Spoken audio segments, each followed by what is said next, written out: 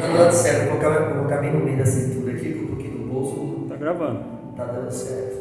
Aleluia, glória a Deus, bendito seja o nome do Senhor. Você que está na internet, fique à vontade para curtir, comentar, compartilhar, divulgar a obra do Senhor, divulgar a obra de Deus. Amém? Vamos abrir as nossas Bíblias, Pai do Senhor, boa noite. No livro de 2 Coríntios. Hoje, como tema que já apareceu aí, né? Vamos aprender um pouquinho sobre guerra, em especial táticas de guerra. Vamos aprender hoje. Vivemos uma época de guerra, de batalha, e para que nós possamos vencer a cada uma dessas batalhas, nós temos que aprender como lutar. Não basta ir para a guerra se não tiver um treinamento. Não basta ir para a guerra se você não saber como se comportar lá. Então, isso serve também para o nosso dia a dia. Nós vamos falar um pouco aqui sobre a guerra física e depois nós vamos entrar na guerra espiritual. Já vamos linkar a guerra física com a guerra espiritual. As táticas da guerra física, ela também serve para nós utilizarmos na guerra espiritual. Talvez eu faça a mensagem em duas partes, ela ficou bem comprida, tem bastante conteúdo. 10:4. Aleluia. Grande Deus. Eu estou no primeiro, eu falei para vocês, segundo, né? Eu estou no primeiro. 10:4. Aleluia. Vai dizer assim: porque as armas da nossa milícia não são carnais, mas sim poderosas em Deus, para a destruição das fortalezas. 2 Coríntios 10:4. Então nós vemos aqui 2 Coríntios 10:4 dizendo: porque as armas da nossa milícia, da nossa batalha, não são carnais, mas sim poderosas em Deus. Para quê? Para a destruição das fortalezas.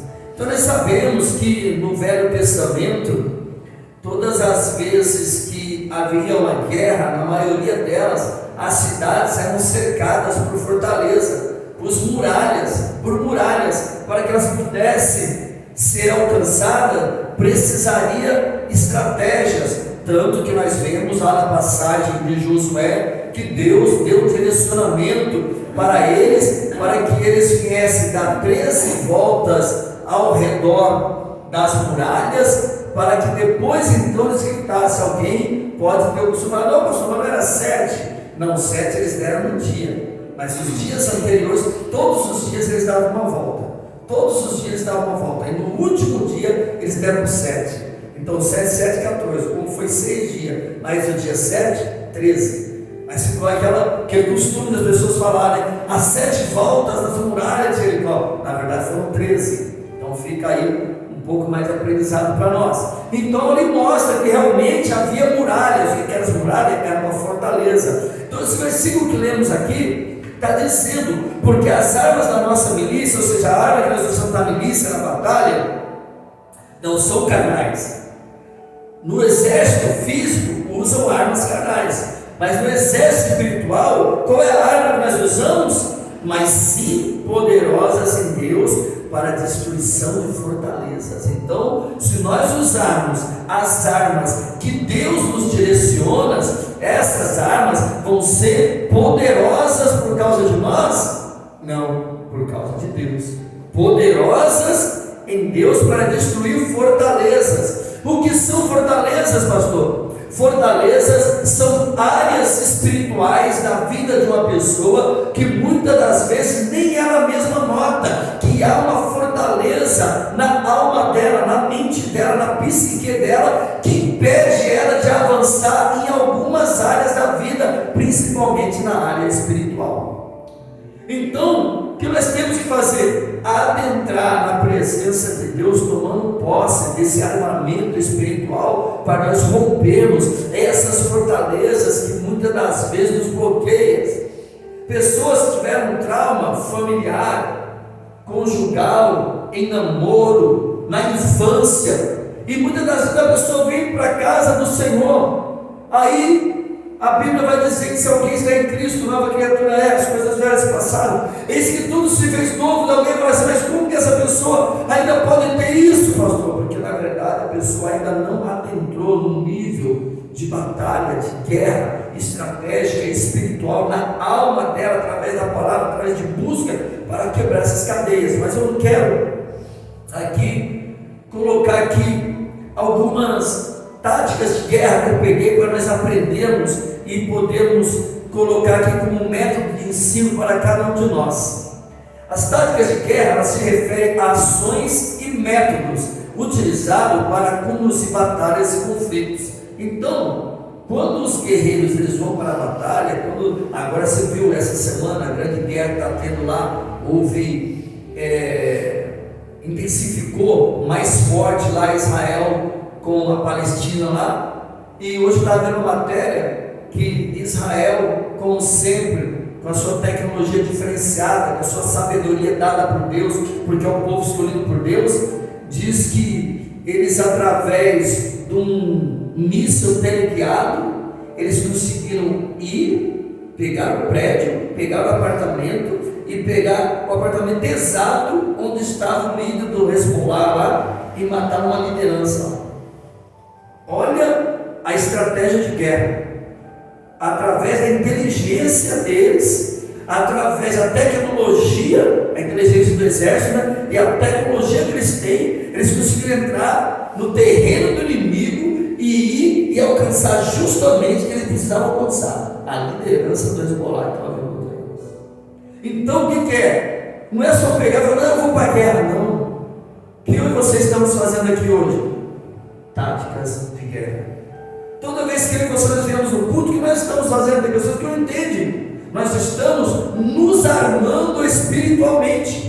Nós estamos trazendo para nós o conhecimento para quando vir a batalha, a guerra que nós enfrentamos todo dia, nós sabemos qual a arma que eu vou usar.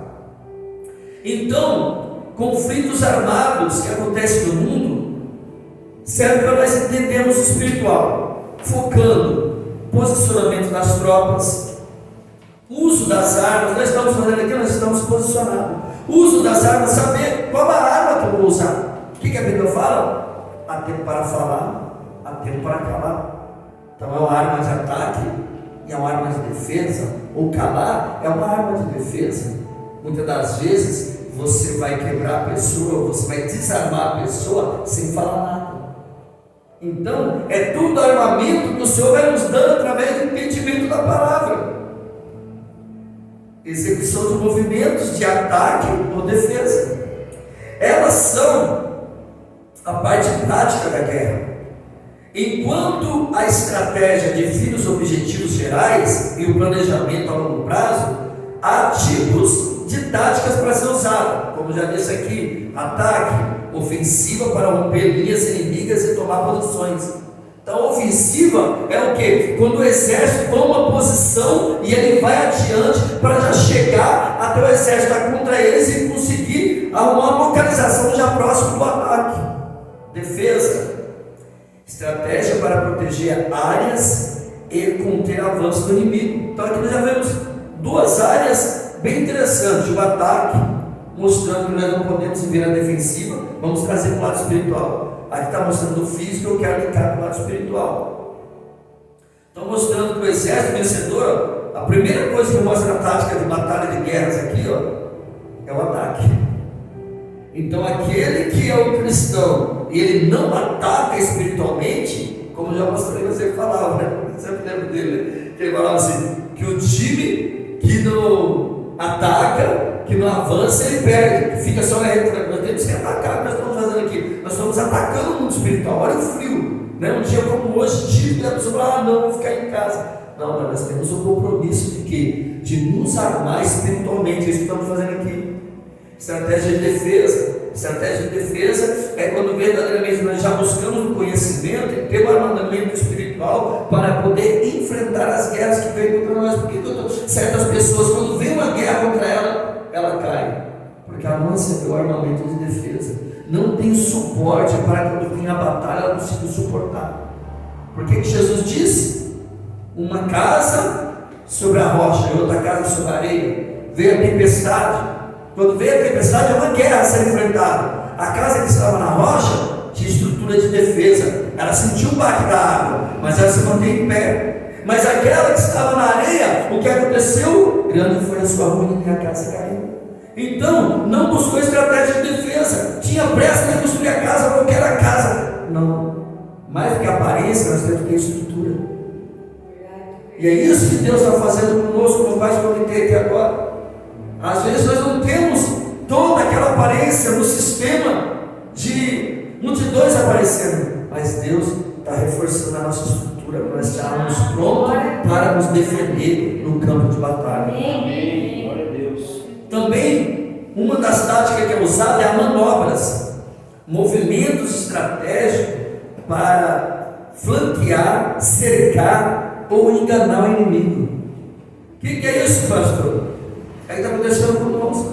Mas nós estamos aqui, em poucas pessoas, adorando, exaltando, o inimigo fala, aquele ali, aquela igreja pode deixar ela quieta ali, que ela não faz nada, não. Aqueles ali não tem perigo, não. E nós estamos aqui, nos enchendo do Espírito Santo, nos fortalecendo, buscando a palavra. Quando o inimigo menos perceber, nós estamos avançando.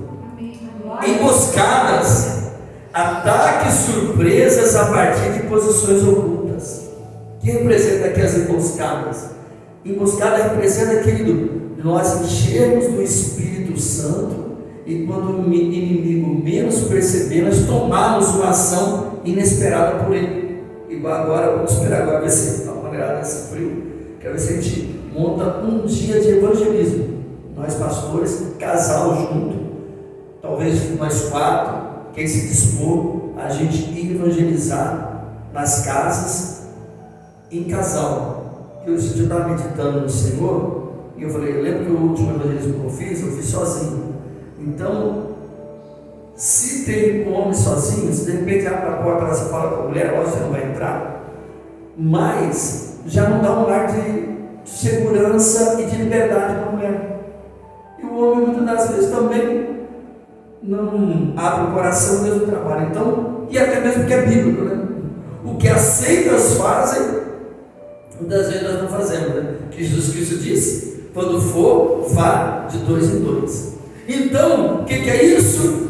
A emboscada, alguém não está preparando, nós tomamos uma atitude, nós agimos de uma forma que ele estava esperando. Começamos a fazer o evangelismo, começamos a evangelizar, começamos a chamar as pessoas de uma forma que ele não estava esperando. Nós fazemos o quê? Uma emboscada.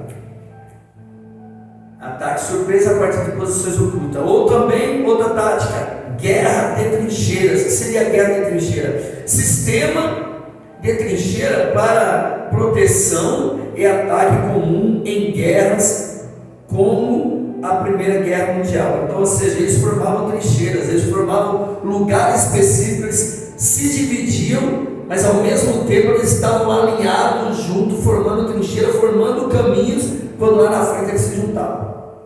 Então, às vezes é assim no decorrer da nossa semana. Você está na sua casa, eu estou na minha, nós estamos lá, cada um no trabalho, mas nós estamos em espírito. Nós estamos na nossa trincheira de guerra, cada um intercedendo pelo outro. Às vezes está lá no trabalho, você vem no seu espírito o irmão, vem o presbítero, vem a pastora, vem o presbítero, vem no chão. Senhor, cobre lá, Pai. Guarda lá, não sei o que está acontecendo, Espírito Santo, mas toca lá. Nós estamos na trincheira, mas nós estamos no mesmo caminho, na mesma direção da guerra que o Senhor preparou para nós. Exemplos de táticas: barreira rastejante, essa é forte, hein? Fogo de artilharia para proteger a infantaria enquanto avança. Ou seja, enquanto uma parte do exército ele se encontra aqui no chão rastejando, a outra parte vem através de aviões acertando o inimigo lá. Porque como estão rastejando, o opositor ele começa a vir à frente, porque não viu o exército está no chão, nós vamos ter força para matá-los, para destruí-lo. E quando eles tentam avançar, o exército por cima vai e ataca o inimigo. O que nós aprendemos com isso, pastor? Essa manobra de rastejar é o que a palavra fala. Os tempos de humilhações da nossa vida. Quando muitas das vezes nós passamos tempo de humilhação, tempo de tristeza, tempo tempo de angústia, tempo de dor. O inimigo acha que é nesse momento que ele vai conseguir nos destruir. Mas não, querido. Nós só estamos nos preparando, e não só preparando, mas nos armando espiritualmente, porque a palavra fala o quê? Digo fraco, sou forte. O rastejar representa também se ajoelhar para se prostrar na presença de Deus, e Ele verdadeiramente vê a nossa humilhação. Então, se nós estivermos, querido, rastejando, isso não quer dizer que nós já fomos vencidos. Ao contrário, a posição mais alta de um guerreiro é de joelho. Porque essa é a posição que Deus mais ama. Porque a posição do joelho é a posição de guerra mais forte, porque é a posição de rendição, não para o inimigo, mas para Deus. E quando nós nos rendemos para Deus, Deus fala: fica aí que agora a guerra é comigo. Que Davi disse: você vem contra mim com espadas e lança, mas eu vou contra ti em nome do Senhor dos Exércitos. Davi não foi com o armamento dele. Quem era Davi? 5 pedras, uma funda, um gigante de 3 metros de altura, com capacete, espada, lança, todo o armamento, força, treinamento. Davi não derrubou o gigante pela força dele, ele derrubou pela estratégia, pelo poder. O 4 aqui, porque as armas da nossa milícia não são carnais, mais poderosas em Deus para destruir fortaleza. Aquele gigante tinha uma fortaleza defendendo ele lá, mas aquela fortaleza não foi possível de defender ele da pedra que Deus enviou através de Davi na testa daquele gigante. Ataque de choque, aleluia, ataque rápido e violento para desestabilizar o inimigo. O inimigo vai poder menos perceber, querido. Nós vamos agir tão rapidamente, através da nossa perseverança, que ele vai cair por terra. Manobra de flanco, o que é isso? Movimento ao redor das laterais do inimigo, para ganhar vantagem. Então, o inimigo, muitas das vezes, não vamos enfrentar ele de frente. Às vezes nós vamos para a lateral, igual mineiro. Quem fala no mineiro? Comendo pelas beiradas. Entendeu? Nós vamos para as laterais, nós vamos andando meio devagar. Parece que não está acontecendo, parece que estamos demorando. Às vezes até nós vamos falar: Senhor, o Senhor está demorando demais. Ele não está demorando, Ele está caprichando. Aleluia. Então descansamos. Está aí bom. Ele não está demorando, Ele está caprichando. Então descansamos. Vamos pela beirada, vamos devagar, vamos com calma. Aquietar e saber que eu sou Deus. Terra queimada, outra estratégia: destruição de recursos para negar ao inimigo o acesso de suprimento. Agora, terra queimada, ali dia 22, vamos dar uma queimadinha na terra, porque muitas das vezes o inimigo não está lá, o inimigo está aqui. Às vezes o inimigo somos nós mesmos, a nossa carne, que é o nosso inimigo. Nós lutamos contra ela dia e noite, diuturnamente, como a Bíblia fala, que é uma guerra contra a carne e o espírito, diuturnamente. Destruição de recursos para negar ao inimigo acesso ao suprimento. Então, ou seja, quando nós jejuamos, quando nós consagramos a nossa vida disso que nós vamos fazer a semana que vem no domingo de manhã, nós estamos negando ao inimigo o suprimento carnal pela agir na nossa vida. Nós estamos mortificando a nossa carne. Ele quer agir, mas aqui eu não tenho força. Ele se encheu, ele mortificou já a carne dele. Como eu vou conseguir agir se a carne está mortificada? Então, nós temos que buscar a cada uma dessas estratégias: queimar a nossa terra, destruição de recursos para negar ao inimigo acesso ao suprimento. Outra tática importante é: as táticas são cruciais para o sucesso em combate, pois permite maximizar o uso de recursos das tropas, ou seja, aumentar todos os recursos que nós temos. Se nós utilizarmos de forma correta, vai aumentar, vai maximizar, vai dar mais condição, porque nós vamos usar de uma forma mais sábia, de uma forma mais direta, de uma forma mais aproveitosa. Um exército não é para guerra, mas não sabe como usar o armamento, como usar a tática. Às vezes até com um armamento melhor do que o exército fala e perde. Por quê? Não é só força, é sabedoria, é tática, é estratégia, é como agir. Adaptar-se a diferentes situações de batalha. É o que nós passamos também. Vai ser momento que nós vamos ter que guerrear, vamos ter que batalhar, vamos ter que ser mais fortes. Vai ter momento que nós vamos ter que calar.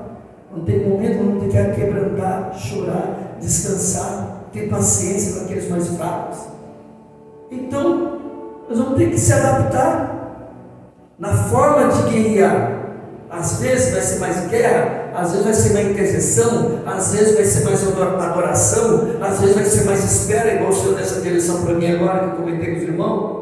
Às vezes vai ser descansar, adorar o Senhor. Pai, eu vou fazer o meu máximo, não vou me acomodar, nós vamos evangelizar, nós vamos ganhar a alma, mas vou descansar o meu coração. Saber que eu fui na tua casa e te adorei, convidei, chamei as pessoas, agora com o Senhor, vou me adaptar a diferentes situações, não vou me desesperar. Eu terminei a estratégia para nós entrar no versículo que eu li, que eu achei muito interessante aqui. E por último aqui, nessa introdução longa, ganhar vantagem sobre o inimigo, mesmo em desvantagem numérica ou tecnológica, isso que eu falei. Então, quando nós usamos as táticas corretas, às vezes o nosso exército é até menor do que o inimigo, no sentido espiritual até que não, né? Porque no sentido espiritual nós somos a maioria, porque caiu do céu uma terça parte. Então, ou seja, as outras quantidades estão no céu muito maior que a terça parte que caiu. Ainda nós temos o Pai, o Filho e o Espírito Santo. Então, nesse caso, comparando a batalha terrena com a batalha espiritual, nós ainda estamos na vantagem ainda.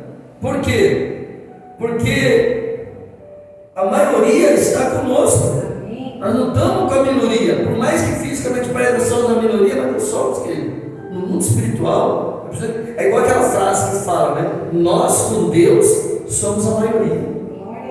Porque é eu, você, Deus Pai, Deus Filho do Espírito Santo e todos os exércitos dos céus. Os demônios é só uma terça parte. E às vezes nós olhamos para esse mundo, tanta desgraça acontecendo, e vê aquele sentimento que não apertar o nosso coração, parecendo que o diabo é tão poderoso. Ah, Senhor, mas se eu tão poderoso, o Senhor permite tudo isso? Calma, vai chegar a hora. E quando chegar a hora, nós nem aqui vamos estar. Primeiro o Senhor vai nos levar, nós vamos participar daquele banquete maravilhoso, vamos encher bem a barriga sem engordar. Imagina você comer, e a hora que você olhar, a barriga está com um tanquinho. Olha que bênção. Aí depois daquela batalha, daquela guerra, Senhor, vocês comeram bem, minha noiva? Comemos. Vocês estão satisfeitos? Então vamos fazer uma digestãozinha agora? Vamos descer lá na terra lá e destronar Satanás, destronar a besta, o falso profeta. Vamos lá, a Bíblia vai dizer: e o Deus de paz esmagará Satanás debaixo dos nossos pés. Aleluia! Nós vamos vir em guerra. Deus é tão maravilhoso que quando esse mundo ser julgado, esse mundo ser destruído na grande batalha do Armagedon, ele não vai vir sozinho. Vai ser eu, você e os anjos junto com o Senhor. Olha que mérito, olha que maravilha. Então, fiquemos tranquilos. A hora do juízo vai chegar, e quando chegar, vamos estiver junto. Eu imagino, não sei, talvez até lá ninguém mais da nossa época esteja vivo, mas imagina nós indo lá nos céus, junto com os anjos, junto com o Senhor montado naquele cavalo branco, com olhos como de fogo, descendo, voando lá, e alguém olha e fala: é um homem, é um avião. É igual eu postei hoje, né? Vou brincar um pouquinho, lembrei agora. Tem uma postagem que aparece assim, né? Um nove dedo voando assim, e alguém fala assim: é um homem, é um avião, não, é um ladrão. Mas naquele dia vai ser diferente. Naquele dia alguém vai falar: é um homem, é uma mulher, é um avião, não é a noiva de Cristo que está vindo, não. Aquele lá, não é a pastora Jorge, aquele não é a pastora, aquele não é a pastora Deus, aquele não é a presbítera, aquele lá não é o presbítero que é a pastora, porque tem um Michel está vindo lá. Eles, meu Deus, eles estão vindo lá, e agora vamos fazer. É assim que vai ser, querida. para nós. Quantas pessoas que têm o sonho de andar, por exemplo, uma pessoa que na vida dela, ela foi, por uma circunstância da vida, ela foi uma cadeirante, mas ela foi cristã, mas ela permaneceu firme na fé. Aquele dia ela não vai andar, não. Aquele dia ela vai voar. Aquele dia ela vai guerrear com as armas poderosas em Deus. Aí não vai ter anticristo, não vai ter a besta, não vai ter falso profeta, meu amigo. Pode ligar, pode acionar a bomba atômica nuclear. Não tem. Porque vai ser um poder que está acima de todas as coisas, que é Jesus. Aleluia.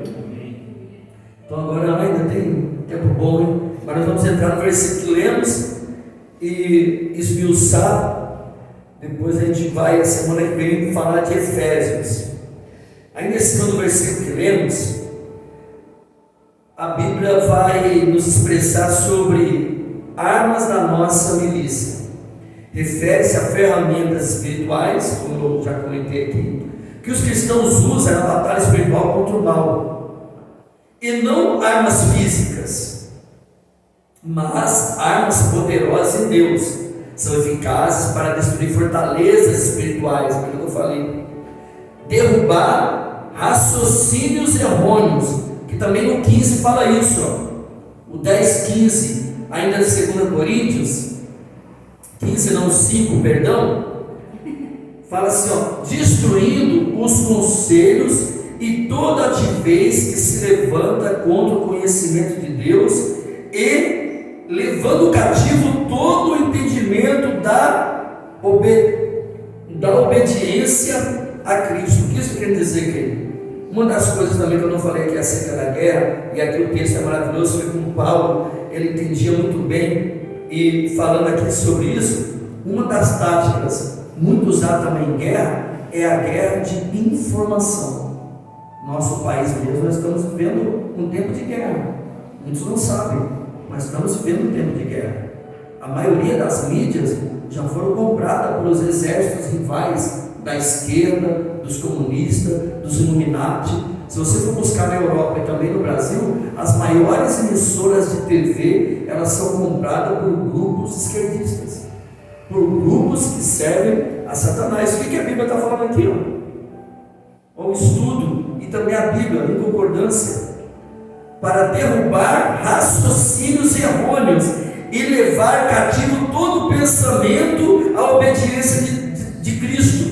Ou seja, a maior batalha que nós temos agora, nós pegamos lá, ligamos uma rede esgoto, você vê uma pessoa bem alinhada, com um terno bonito, cabelo bem feito, uma barba bem alinhada, não está igual a minha, ou sem barba nenhuma, e falando, na verdade, nosso país está tendo problemas democráticos, antidemocráticos, e tudo que ele está falando, ele está vomitando mentiras na nossa cara, mas falando a mentira como se fosse verdade. E se eu não buscar do conhecimento da palavra, do conhecimento das informações circulares que são linkadas com a Bíblia Sagrada, eu vou cair nesse engodo. Por isso que infelizmente hoje você vê que uma parte da igreja, ela apoia esse governo que está aí. Por quê? São igrejas que não buscam conhecimento. E no meio de uma guerra, estratégia de guerra, uma das primeiras coisas que eles usam é guerra de informação. Na época de Hitler, de Stalin, eles querem fazer isso aqui no Brasil. Isso veio agora, essa semana, né? Foi aprovado um 4-1 lá na STF, né? A regulação da mídia. O que é isso? Que eles querem ter o monopólio da informação. Porque eles querem manipular as massas. Como se domina um povo? Através da informação. Então, se todo o povo ouve só um, e por que a China é uma potência tão grande e o povo é escravizado? A China é uma potência em tecnologia, a China é uma potência em armamento, mas o povo em si é um povo miserável. Por que lá o povo come rato? Por que lá o povo come morcego, come cachorro? Você acha que a cultura de lá? Não, é a miséria de lá.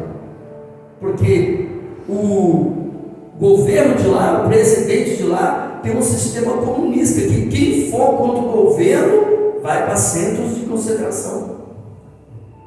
Você tem uma noção? É o país mais monitorado do mundo, a China. Por quê? Eles têm que manter o povo debaixo da opressão, da manipulação, da guerra de informação. Eles não podem ter entendimento do que eles precisam saber.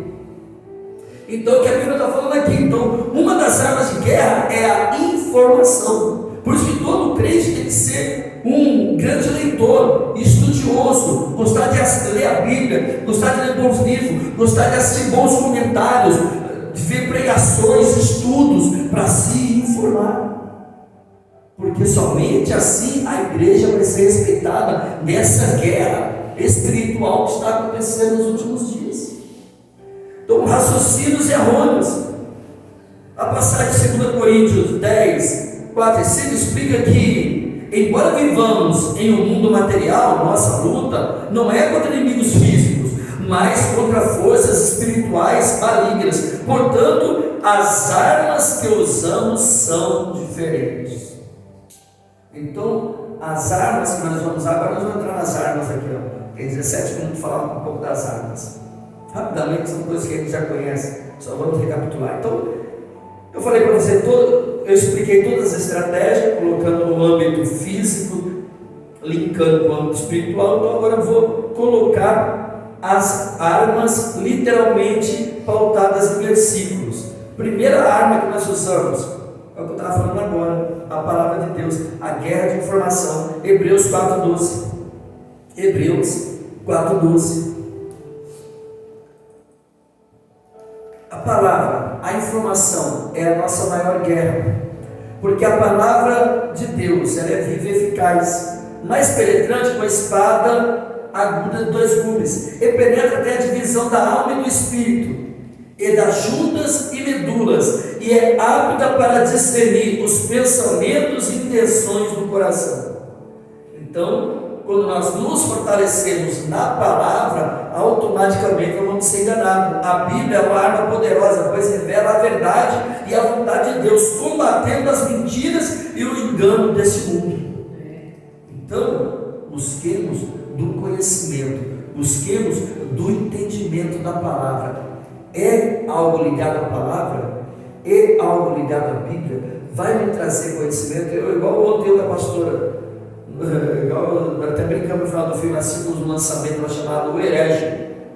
Aí não foi totalmente perdido, porque recapitulou uma parte lá que fala sobre 2 moças.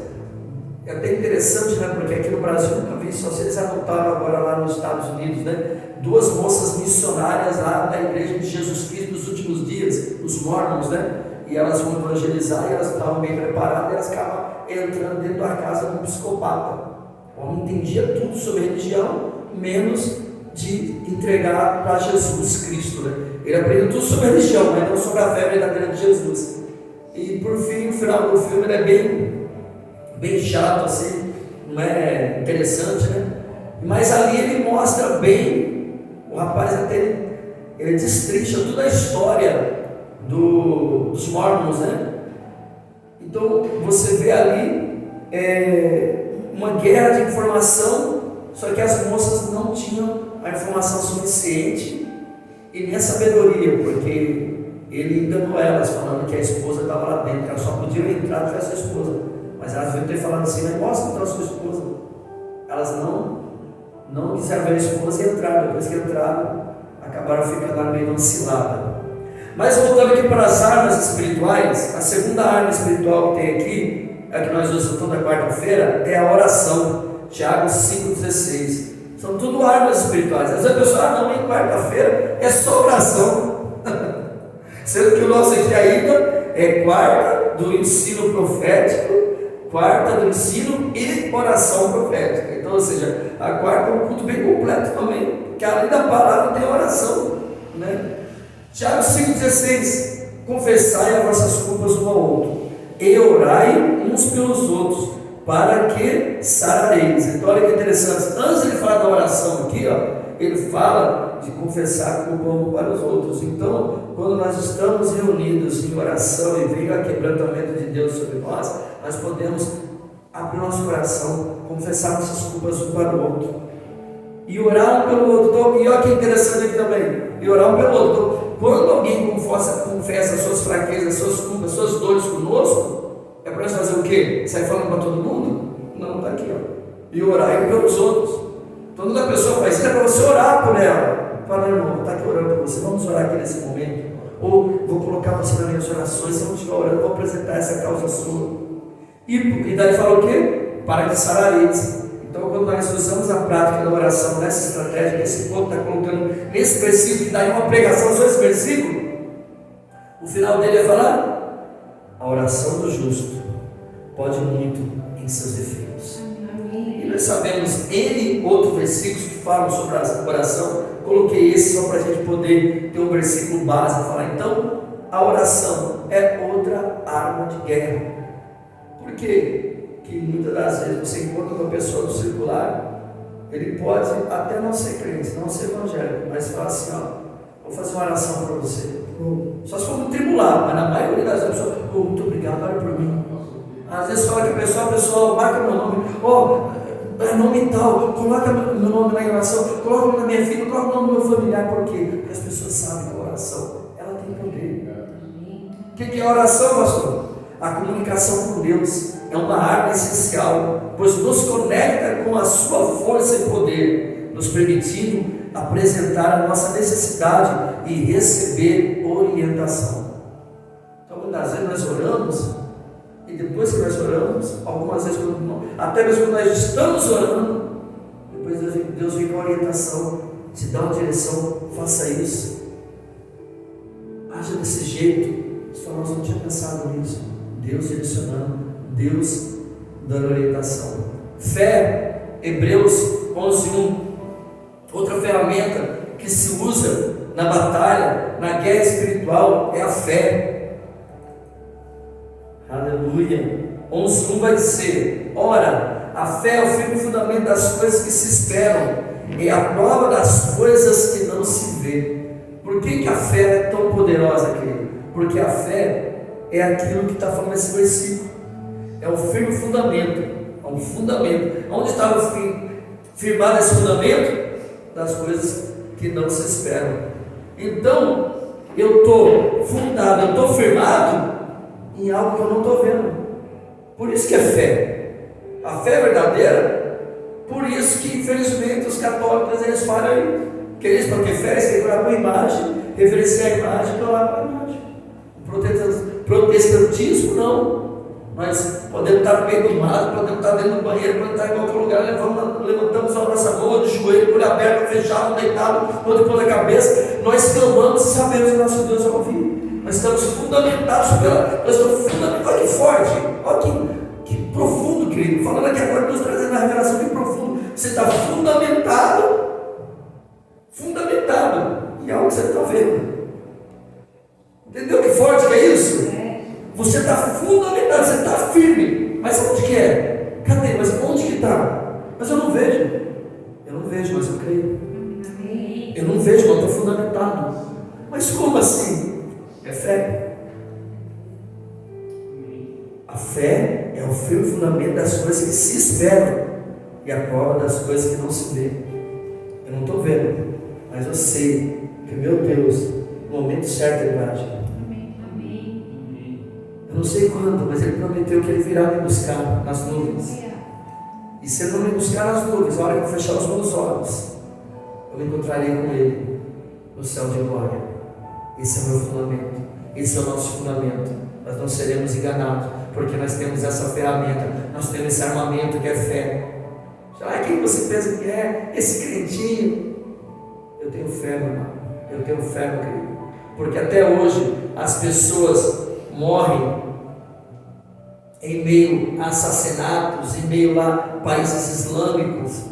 Na época do Coliseu, morriam lá crucificados, morriam comidos por leões e não negavam a fé, porque eles sabiam para onde que eles iam. Isso é a fé verdadeira. Agora, essa fé que falam por aí, que para ter fé tem que se dar a chave do carro, a chave da casa, a chave da moto. Diz que tem que dizer isso que eu te digo, receba aqui, receba lá, tem que ter um movimento, tem que... Isso não é fé, né? A fé verdadeira é quando nada está acontecendo e eu continuo crendo. Essa é fé. O resto, infelizmente, muitas das vezes, nem todas, mas é só movimento.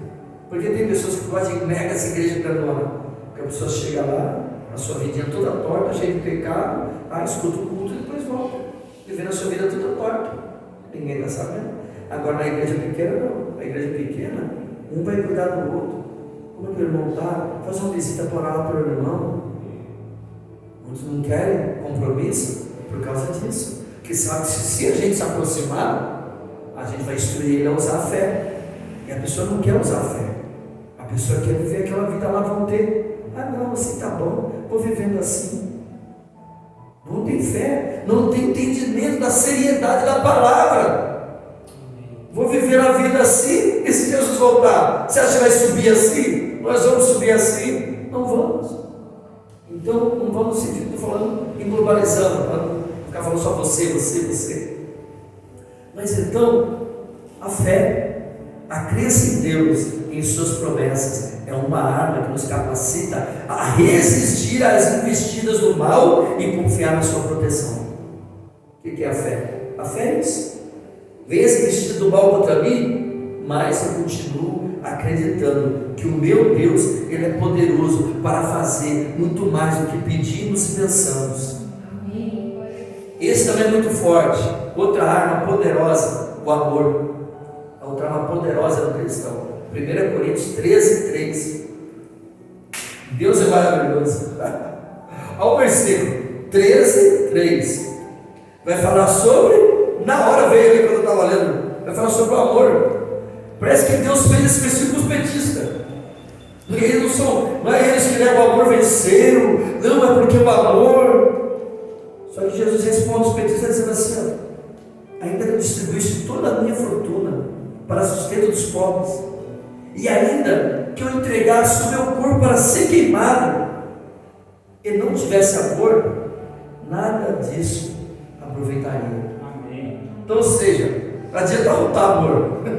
Não, nós somos a paz, nós somos do amor, é que o amor venceu. E a prática? E os velhinhos do INSS? E o povo está tendo que pagar um café 40 conto o quilo? E aquelas pessoas que estão perdendo seus planos de saúde, e aquelas pessoas que na saúde não tem. Então, o cristão que é verdadeiro, ele tem que ser pautado no amor bíblico. O amor bíblico é o amor que tudo espera, que tudo sofre.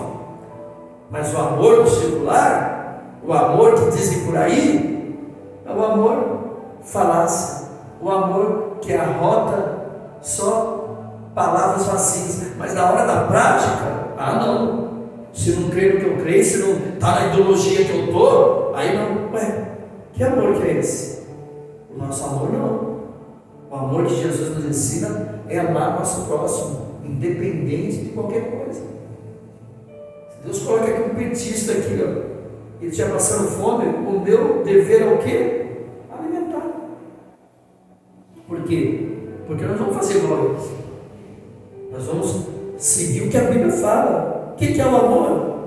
O amor a Deus e ao próximo é uma arma poderosa que destrói o ódio, a divisão, o egoísmo, característica do reino das trevas. Então assim que eles vão ver a gente diferente, a gente agindo com amor. Essa época mesmo, essa guerra de narrativas no meio da política, há vários esquerdistas que já se converteu, porque quando chegou um ponto lá, que era só doutrina.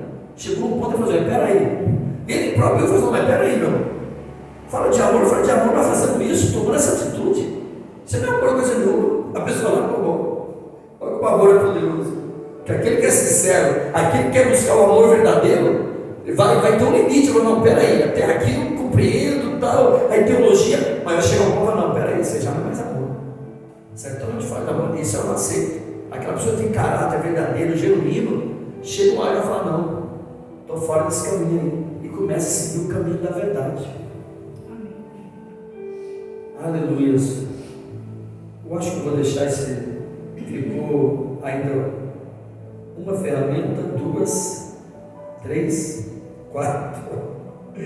Nossa, acho que vai dar umas 3 mensagens. Ficou 4 ferramentas para a próxima mensagem de Família Escada. Então nós paramos no amor, né? Paramos no amor. Maravilha. Você que está na sua casa, creia, Deus tem ferramentas espirituais para a sua vida.